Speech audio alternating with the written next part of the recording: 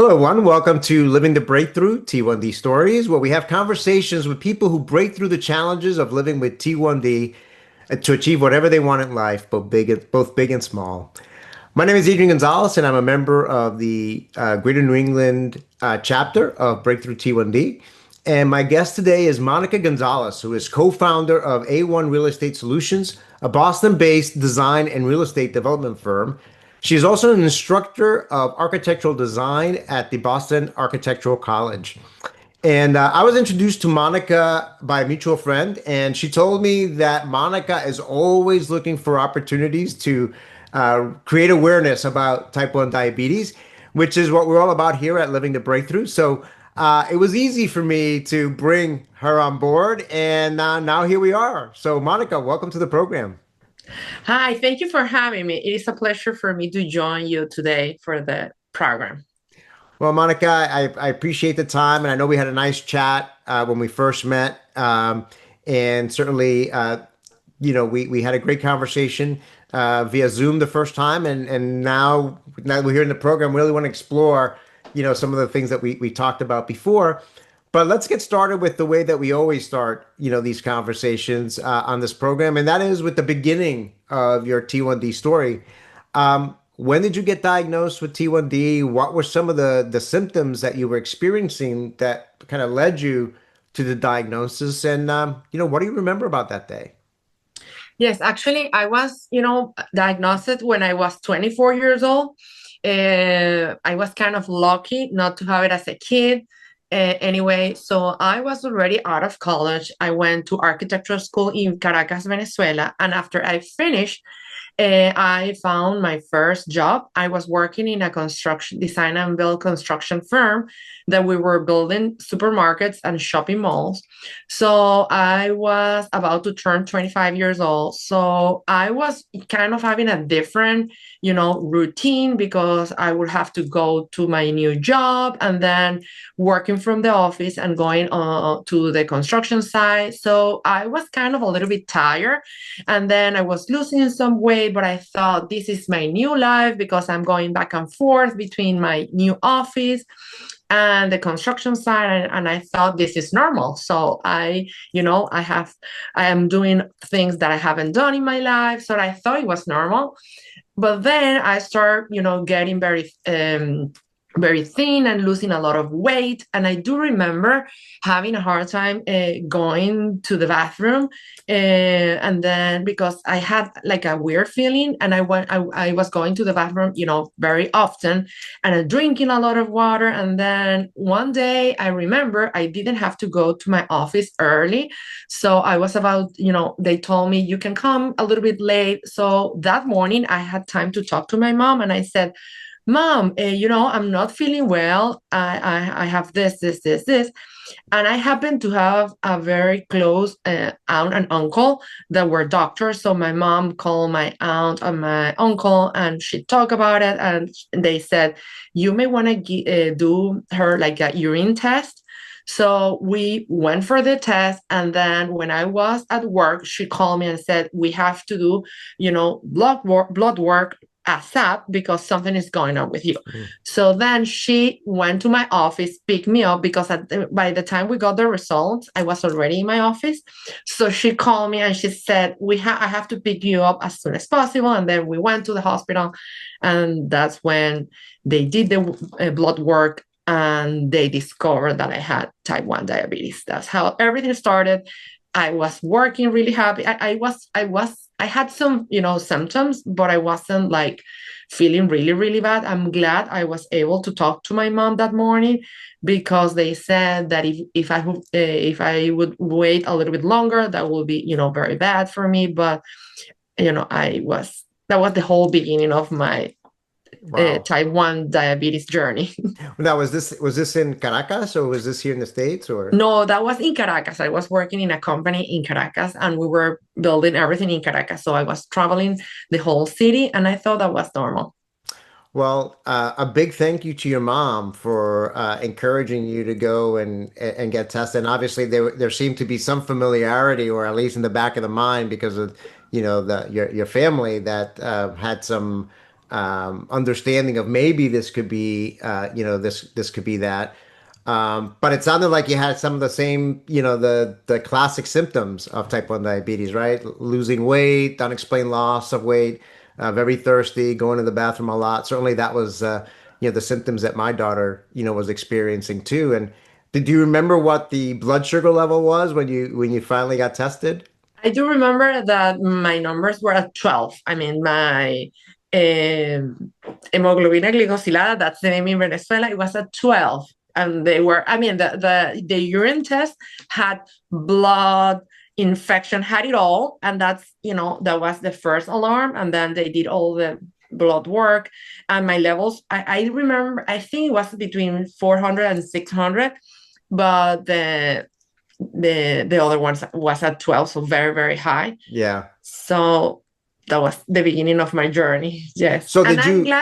I'm glad it was my aunt. When my mom called her, she said, okay, something is going on. And she's a doctor. And then she talked to her husband, and between the two of them advised my mom to bring me as soon as possible. So I think I was really, really lucky to have them, because they were close, family members that were able to bring me inside the hospital really, really fast, as a very big emergency. Right. No, I mean, I think at the end of the day, you were lucky because, like they said, if you probably would have waited much longer, or if you had ignored it and just said, "Oh no, this is just my new normal," right? I'm working hard, I'm traveling back and forth. Maybe I'm a little stressed from work. It's all the excitement of, being out in the real world, and you would have discounted it. You probably would have been in a much more dangerous, situation if you had waited much longer. Now, was there any family history of type 1 diabetes in your family? Did you know anything about type 1 diabetes, or was this just like a complete shock to you? It was a complete shock. No one in my family had it. Actually, I think I was the first person I met with type 1 diabetes. It was a completely, something that we didn't know about. We had to learn from scratch. And it was really, really hard for my mom to learn, because my father had died like 1 year and a half before from pancreatic cancer. So my mom was still in shock because of my father's passing, and then she had to kind of learn everything. I had already my boyfriend, who right now it's my husband, so he had to learn everything since the beginning, because my mom, relied on him to help her navigate this new world, because she was kind of like very, very shocked. Yeah, I mean, I think it's, we often talk about how it is a shock to kids, little kids, right? Particularly if they're like teenagers, right? Because, no one likes to get diagnosed, right? And it's scary. I guess the point I'm trying to make is it's not only a scary and life disrupting event for kids, it's also, it doesn't matter what age you get diagnosed. You could be 24 or you could be 54 or 84, people getting diagnosed at all ages. And it's really, a shock to the system, to realize that you have this disease now, and just trying to learn as much about it as possible and know what to do, what to do next. So how did you end up managing ultimately? Did you start with shots, injections? Did you start using a pump? What are you using today? At the beginning, I started using a very, very old type of insulin. I was using, I can't remember, was like NPH, something like that. I can't Hmm. remember. That was a very, very old type of insulin, and I had to do one shot in the morning and one shot in the afternoon. And then with those shots, I have to do another one. So it was kind of a combination between a slow, like a medium acting, and another medium active insulin. They were very, very old. I didn't have Humalog. I didn't have Lantus. So I used those insulins for 3 months. And then we came to Joslin Diabetes Center. That was my first time in Boston. So I learned about, Lantus and Humalog. And then I started using those two, which I use for 4 years until, I got married. And then in 2006, I decided that we wanted to have a baby. And that's when I started using a pump. And since then, I haven't stopped using pumps. My son is already 18 years old. So I've been using pumps since 19 years ago. I have used, many brands, many types, many systems. So, but I'm really, really happy. I do know people that use insulin with shots and then go to pumps and then go back to shots. I gotta say, I haven't, go back to the shots because I really, really like pumps. I think I was, made for them. So I'm, really, really happy. I've done, with tubing, without tubing. So I'm really, really happy with the system that I have right now. And I don't think I'm gonna go back to shots. So what are you using right now? Do you use a continuous glucose monitor as well? Yes, I started using a CGM when I had my second pregnancy, and I tried different brands, but the one that I have right now I really really like, and I'm doing loop. I'm doing do it yourself loop with my iPhone. My husband, also learned how to do it. He does it for me, and he's pretty tech savvy, so it's kind of like an adventure for him. So we've been navigating this together since we were girlfriend and boyfriend. So it's kind of something that, has been part of our life, our, whole 20 something years. Wow. Well, I think it's great, number one, that you had your mom and your family there at the very beginning to be a source of support. Then obviously your boyfriend, who later became your husband, has been a source of support all along this journey, as well. And yeah, my daughter started out with pens for a few years, and now she's using the Omnipod and the Dexcom Mhm. CGM. And but like you, I mean, I meet a lot of people, and some folks, just still prefer the pens and the injections, and some people, once they go to a pump, they never look back. And some people change back and forth, based on where they are in life or what what they want to do, and so forth. So, there is no one size fits all solution, is what I learned with, the way to manage, insulin levels and glucose levels throughout the day. So let's shift gears a little bit. I mean, obviously, living with type 1 diabetes, comes with many challenges. But when we first talked, you also mentioned that it has also provided you with, some unexpected lessons, right? And then some positive things as well. So can you share what some of those lessons and positives are? Yes, I think, I have learned how to take care of myself. I have learned how to understand my body, you know, deeply because you learn how everything works. And I think that's, pretty awesome. I do like to do exercise before having diabetes. I do like to, do exercise. So I have learned how that exercise can impact the way, my body performs. So I think that's a pretty nice, learning. And one of the things that I have learned is discipline. And because with type 1 diabetes, you got to be very organized. So I really, really like the structure. So I think this type 1 diabetes provide me the opportunity to be also resilient. So, no matter what happened, you have another opportunity to keep trying. So at the end of the day, it's kind of understanding that life is an infinity game instead of like a finite game. So where there is an end with type 1 diabetes, you understand that this is something that it's gonna keep going, keep going, keep going, and you forget about, winning. It's just about how you can keep playing longer, which I think it's very, very useful in many other contexts, right? Sometimes we're very anxious about things. You wanna, get things done and complete, and that's it.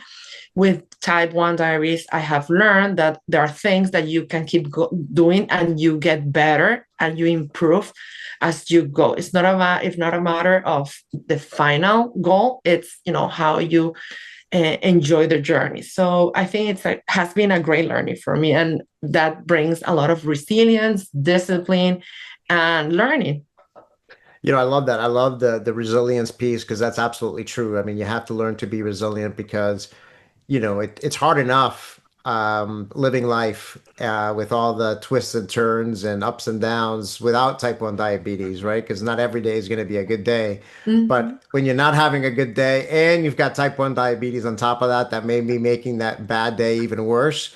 You've got to be able to, um, navigate that, with a positive attitude and learn from it as well. So I love that, resilience piece, the discipline piece, absolutely. I think everyone has experienced. Well, maybe I'm just speaking from my daughter's standpoint. If you're not disciplined enough, even just little things, which I think is part of the challenges, right? In terms of you going out on a trip, on a business trip or on vacation, and you forget to pack extra pumps or extra insulin or extra strips or, the supplies. So you really have to be on top of that, right? Because if your pump fails and you don't have syringes with you, then you don't have a way to give yourself insulin, as an example. So these are things that you have to really, unfortunately, have to be mindful of and disciplined about, because you almost have to be in this kind of risk management mode all throughout. But I love that, you've been able to kind of take a step back and reflect on, okay, well, yes, it's a crappy thing that this happened, but what are some of the positives that have come out of it? And I think it's a healthy perspective to take, to see, how that has changed you in a positive way, nonetheless. So I want to talk now. I mean, you mentioned your oldest son is now 18. You have four kids, if I understand correctly. So obviously, you've gone through pregnancy four times with type 1 diabetes. One of our previous guests had also been pregnant. Actually, she was pregnant with her second child when she was on the episode. So I think for many, women, particularly young women who have type 1 and they're thinking towards their future and getting pregnant in the future, they probably have a lot of questions and maybe some concerns, or might be a little bit stressed out about it, how navigating pregnancy and motherhood with type 1 diabetes is. Can you share a little bit about how that experience was for you? Yes, actually, I had only three pregnancies because my third pregnancy was twins. Oh, That was kind of like a very big surprise for us, so especially, even more challenging, because having twins in yes, itself is, a yes, challenge. yes, it's very challenging. I would say that, I really wanted to have kids, and that's the reason I went to the doctor to get a pump in order to be with an insulin that will allow me to have a more controlled pregnancy. And I think, the motivation I had, an extra motivation, like, because I really wanted to have healthy kids. So I gotta say, at the end of the pregnancy, you're exhausted because I was like taking a very, very good care of everything. And it's a pretty long period, right? 9 months. So I would say, I had that extra motivation. That doesn't mean that I wasn't tired at the end, but I think that was kind of, the key thing that I had another reason to take even better care of myself. That's, during pregnancy. When I had the twins, it was even, a little bit more challenging because there were two, I had some other health issues that I had to take care of during the pregnancy. They were preemies, but at the end of the day, they were really, really healthy. It was worth it, the whole, monitoring and everything. So I'm really, really happy that I was able to be a mom. And I think it's important to raise awareness that you can have babies with type 1 diabetes. You can have twins and they can be healthy. There is a lot of misunderstanding and disinformation about what is how is a pregnancy with type 1 diabetes. You can have babies, that's completely normal. You will take care of yourself and everything is going to be okay, because I think it's important for women to know that nothing is going to happen. You're going to be fine and you're going to take care of yourself, maybe a little bit more than without not without pregnancy. But at the end of the day, you're going to have a healthy baby and everything is going to be okay. So motherhood with type 1 diabetes, I think it's very, very interesting, because I think my kids are part of, my diabetes. They do help me. They already know when I'm not feeling okay. They are, all the time taking care of, where is your drink? Are you feeling okay? And I do like to run. And I am very, very lucky to have a very nice group of friends that I run with.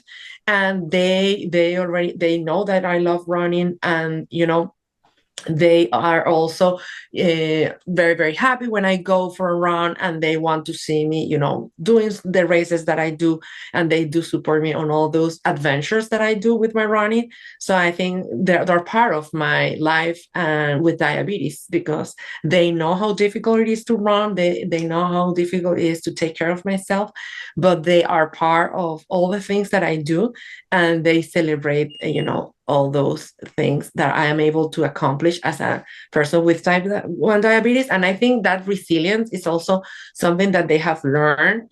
And the same thing, they have learned that, life sometimes is something that you have to keep going. It's not something that is, uh, like a end game. So they have learned that they have to keep working really hard. And I think it has been a great opportunity for them to learn a little bit more of resilience in there. Yeah, no, that's great. I love that, in terms of the support from your running friends. And it's interesting with the kids as well, in terms of being aware of, how is mom feeling, or maybe, understanding that there might be things that you're experiencing because of, the type 1 diabetes, and just kind of looking out for you as well. At our end, just because it's my oldest daughter that has type 1, and she was diagnosed at 11, but all her younger siblings, so similar type of things, all her younger siblings have always been very aware of her, situation, in terms of if she's going low, or finding her candy or sugar or ice, juice, or of course also being typical brothers and sisters. If she's acting strange or funny or weird, they sometimes say, "Well, Hannah, are you high?" Or, "Hannah, are you low?" Is that why you're acting weird? But I think, I think having those that you love, and that love you, aware of,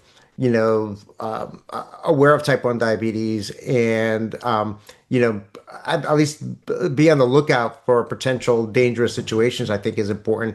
But I think equally important is that, and I know this is something that a lot of kids in particular are concerned about, is you also don't want to be treated differently, because you have type 1 diabetes. So I'm sure your kids still give you a hard time and are difficult at times, even though you have type 1 diabetes. And I'm sure your friends, again, treat you just like any other runner in the group, so They do. and I think that's important too, because you don't want to be, you don't want to feel different, or, stand out. I assume that's right. I don't want to speak for you. No, no, that, I am completely, agree with you. I love that I am a normal person. I just need some help if I'm not feeling well.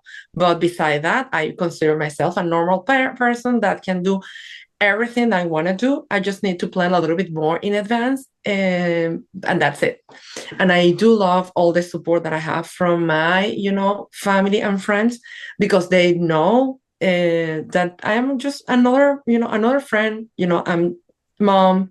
I am another mom. So we are all the same. We just need once in a while a little bit more help. That's it. Absolutely. Absolutely. So now your oldest son is heading to college in the fall, which I'm sure is an exciting and also stressful time for both of you. And you shared with me before that you wanted him to get screened for type 1 diabetes before he, left for college. So for people who may not be familiar with, the screening process, I mean, how does it work, and why did you want him to get tested? Actually, screening has been like a very, sensitive topic in our family, because at the beginning we were not sure if that makes sense for us to know if they're going to have diabetes or not, especially because we have four kids, and sometimes you don't want to know that one may be at risk and the other one won't, and then you are going to start, treating different one, than the other one. So we were not sure about doing this, but then, some treatment has become available, and we said we may want to test them again. I'm not, completely, prepared to screen all of them. But my son was about to enter a year ago. He was about to enter senior year, and I had a friend who didn't have diabetes, and when she went to college, she started getting sick, and she didn't know what's going on with her, and she got really really sick because her parents were not around. So I we thought, okay, we should screen our son Juan, which is the oldest, because senior year it's coming to an end. So we decided to screen him a year ago in preparation for this college journey. We may screen the other one sooner, because now we do know that the treatment is working and still available. So we may screen the other ones in the near future. But when we screened our son, it was really, really easy. They gave us two options. One of the options was a special kit that they will send home, and you will do some testing for, I think, some of the antibodies that they will test, and if some of them will come positive, then you'll go to a lab to do a blood work for more antibiotics. That was the first option. The other option was to go straight ahead to the lab to do blood work for all of them, and that's what we did. We took our son to a lab, and they did the testing for all the 5 antibodies that they test, and it says that if at least 2 come positive, if 2 of them come positive, you may have diabetes in the near future. So we were really really lucky. He was negative in the 5 of them. So you know uh, uh, according to the test, it looks like he's not going to have diabetes in his life. They cannot guarantee this 100%, but from the antibody standpoint, he's free of those ones that may create type 1 diabetes in the future. So now we're ready to think about the other 3 kids, maybe before they go to college, because we know that the process is just really easy. I think we have to raise awareness of how important is testing, not only for prevention of complications, but also for learning and potential treatments, to delay the final onset of the type 1 diabetes. Yeah, that's absolutely right. Well, that's great news about your son. So very, very happy about that. We actually haven't screened our children. Of course, 3 of them now are adults, so we have no more control over that. If they wanted to get tested themselves, they could. And I think you're right. It is a difficult decision for many parents. They have multiple kids, in particular, for the reasons you explained. And I think part of the challenge, I think this was true years ago, certainly many years ago, was that, if you got tested and it indicated that you were at a higher risk for developing type 1 diabetes, there was really nothing that you can do. So then it just created this extra level of stress and anxiety. But as you mentioned, today there are approved FDA medications that you can take that can delay the onset of type 1 diabetes. So it doesn't cure it, but it can certainly delay it by, a year or 2 or even more, based on the particular patient. So I think at least now there is something that you can do about it based on the results. And I think that's one of the areas that, to your point, I think the community is trying to raise awareness about, the value and importance of getting screening done. Um, so, Yes. as I mentioned in my opening comments, I mean, one of the reasons that you wanted to come on the program was because to raise awareness about, T1D. I mean, maybe it's a way to summarize it a little bit. I mean, how has your experience living with T1D shaped your goals and actions towards raising awareness and, I guess, broadly creating a better world? Yes, I think, if you are resilient, you are ready to create, to be part of a better world, because we have learned also teamwork. Again, a better world comes with people working together for a better world, between within communities. So I have learned teamwork, friendship, I have learned how, when communities get together, we can work really, really hard for things that we believe are important, right? Finding the cure, raising awareness, doing fundraising, talking about the conditions so people, we destigmatize the having diabetes. So I think, that's kind of my experience. And at the end of the day, it's a style of life, and it's, we live very healthy. If you take care of yourself, you live a very healthy life. So I think has been, at the end of the day, kind of a blessing, because I got to learn more my body. I learned to take care of myself. My kids are learning how to take care of themselves, and that's, my experience. I love that. Again, you've become much more mindful of your body, much more mindful of taking care of yourself. And then in the process, all these things you talked about in terms of teamwork and resilience and the importance of family and friendships, in this journey through life that, we all need that. But certainly, in navigating the challenges of type 1 diabetes, you need it even more. So I think, kind of, again, I haven't talked to anyone that has really reflected on kind of the positives and how, you've been able to turn this challenge into something to, lead a better life and try to, create some positivity in the world. So I just love that. I think it's an opportunity to be kind to yourself and then learn how to be kind to other people that may have other diseases.